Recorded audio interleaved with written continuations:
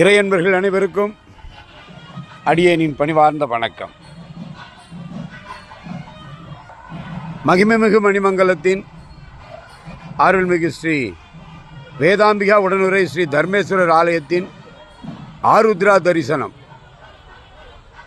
விமர்சையாக இன்றைய தினம் 2/1/2026 இன்றைய வெள்ளிக்கிழமை நடராஜ பெருமானுக்கு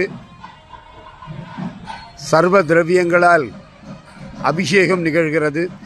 பக்த கோடிகள் ஆலயத்தில் இணைந்திருந்த அந்த அற்புதமான காட்சியை தரிசனம் செய்து கொண்டிருக்கும் இந்த வேளையில் இப்பொழுது நாம் ஆலயத்தினுள் பிரவேசிக்கின்றோம். வாருங்கள்.